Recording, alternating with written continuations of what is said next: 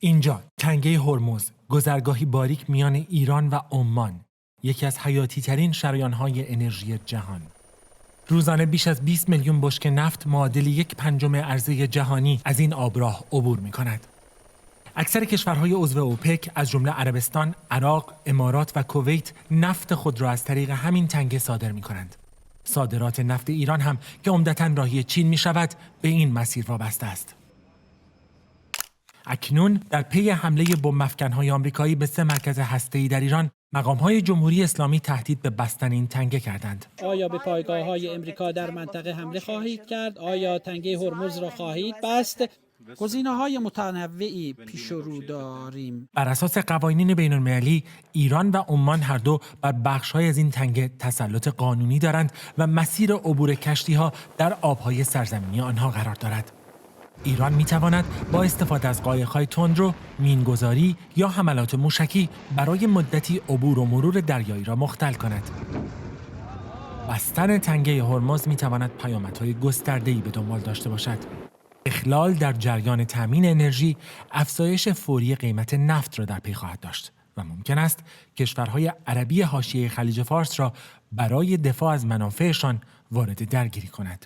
وزیر خارجه آمریکا مارکو روبیو هشدار داده که بستن تنگه هرمز برای ایران نوعی خودکشی اقتصادی خواهد بود. Do you expect Iran to move to close the Strait of Hormuz to try to disrupt oil transportation across the world?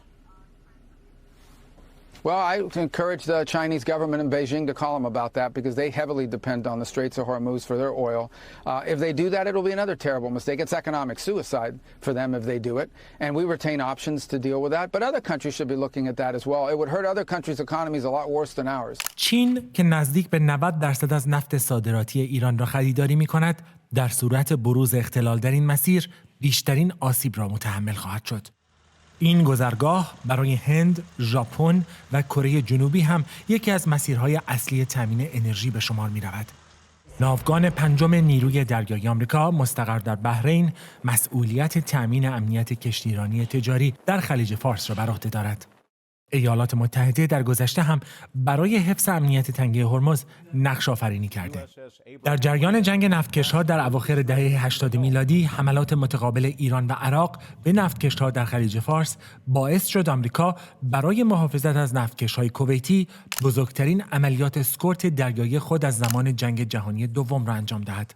کارشناسان معتقدند که در صورت اختلال در تردد دریایی، آمریکا و متحدانش می‌توانند با تکیه بر تجربه‌های پیشین مسیر عبور نفتکش‌ها را به سرعت بازگشایی کنند.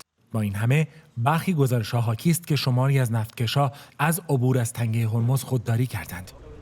جهان در نگرانی به سر می‌برد، چرا که باریک‌ترین گذرگاه انرژی جهان ممکن است به صحنه درگیری نظامی تازه‌ای بدل شود، با پیامدهایی که فراتر از منطقه بر اقتصاد جهانی سایه خواهد انداخت.